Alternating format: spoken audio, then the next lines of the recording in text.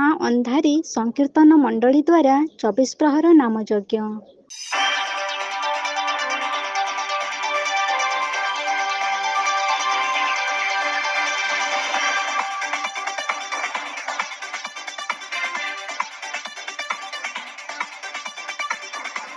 ହରିନାମ ମହାମନ୍ତ୍ରର ଏକ ପବିତ୍ର ଉତ୍ସବ। ହରିନାମ ଶ୍ରବଣ କରିଲେ ମହାପାପରୁ ମୁକ୍ତି ମିଳିଥାଏ ବୋଲି ଲୋକମାନଙ୍କୁ ଅଗାଢ଼ ବିଶ୍ୱାସ ରହିଆସିଛି। ପାପ ଭାରାକ୍ରାନ୍ତ କଳୁଷିତ ଦୁନିଆରେ ସମସ୍ତେ କିଛି ନା କିଛି ପାପ କର୍ମରେ ଭାଗୀଦାର ହୋଇଥିବା ବେଳେ ସେହି ପାପରୁ ମୁକ୍ତି ପାଇବା ପାଇଁ ହରିନାମ ଭଳି ଏକ ପବିତ୍ର ମହାମନ୍ତ୍ରକୁ ସମସ୍ତେ ଆପଣାଇ ନେଇଛନ୍ତି।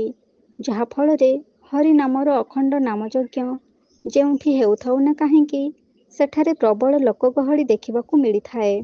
ସେମିତି ଏକ ଦୃଶ୍ୟ ଦେଖିବାକୁ ମିଳିଛି କେନ୍ଦୁଝର ଜିଲ୍ଲା ଝୁମ୍ପୁରା ବ୍ଲକ ଅନ୍ତର୍ଗତ ଉଖୁଣ୍ଡା ଗ୍ରାମର ମା ଅନ୍ଧାରୀ ସଂକୀର୍ତ୍ତନ ମଣ୍ଡଳୀ ଦ୍ୱାରା ଆୟୋଜିତ ହୋଇଯାଇଥିବା ଏକ ଅଖଣ୍ଡ 24 ପ୍ରହର ନାମଯଜ୍ଞ।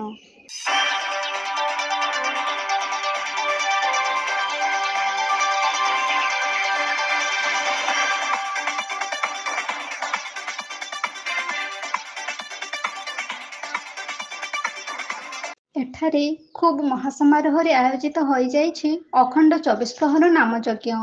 ଏହି ପବିତ୍ର ମହାମନ୍ତ୍ରର ଭକ୍ତିଭରା ପସରାରେ ବଛା ବଛା ସଂକୀର୍ତ୍ତନ ଦଳ ଦ୍ୱାରା ନାମ ପରିବେଷଣ କରାଯାଇଥିଲା। ଖଟଗାଁର ମହୁଲଡିହା, ହରିଚନ୍ଦନପୁରର ଆଖୁପାଳ, ଶରତଘାଟିର ଚମକପୁର, ବାରିପଦାର ଖାନୁଆ ଏବଂ ଜୁଆଡ଼ି ରାମା ଭଳି ଉଚ୍ଚକୋଟୀର ସଂକୀର୍ତ୍ତନ ଦଳ ଯୋଗ ଦେଇଥିଲେ। ଖୁବ୍ ଆକର୍ଷଣୀୟ ହରିନାମ ପରିବେଷଣ କରି ଆକର୍ଷଣୀୟ ନୃତ୍ୟ ଦ୍ୱାରା ଦର୍ଶକମାନଙ୍କୁ ବାନ୍ଧି ରଖିଥିଲେ। ଦର୍ଶକମାନେ ମଧ୍ୟ ଖୁବ୍ ଆଗ୍ରହ ସହକାରେ ନାମ ସଂକୀର୍ତ୍ତନକୁ ଉପଭୋଗ କରୁଥିବା ଦୃଶ୍ୟ ଦେଖିବାକୁ ମିଳିଥିଲା।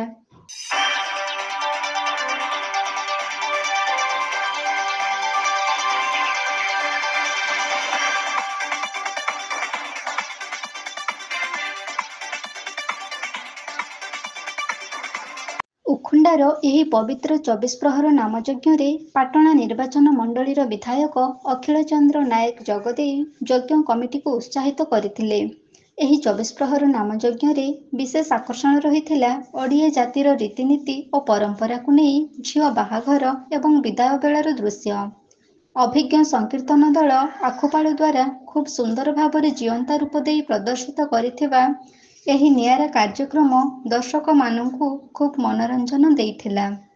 ଏହି ଆକର୍ଷଣୀୟ ଦୃଶ୍ୟକୁ ଦେଖିବା ପାଇଁ ଦର୍ଶକମାନଙ୍କ ମନରେ ପ୍ରବଳ ଉତ୍ସାହ ସୃଷ୍ଟି ହୋଇଥିବା ବେଳେ ଆଖୁପାଳ ସଂକୀର୍ତ୍ତନ ଦଳ ମଧ୍ୟ ଖୁବ୍ ସୁନ୍ଦର ଭାବରେ ପରିବେଷଣ କରି ଏକ ସ୍ୱତନ୍ତ୍ର ମନୋରଞ୍ଜନ ଭେଟି ଦେଇଥିଲେ। ଖୁବ୍ ଉତ୍ସାହ ଓ ଉଦ୍ଦୀପନା ମଧ୍ୟରେ ଉଖୁଣ୍ଡାର ଅଖଣ୍ଡ 24 ପ୍ରହର ନାମଯଜ୍ଞ ଅନୁଷ୍ଠିତ ହୋଇ ଯଜ୍ଞ ପ୍ରେମୀଙ୍କୁ ଖୁବ୍ ଉତ୍ସାହିତ କରିଦେଇଥିଲା।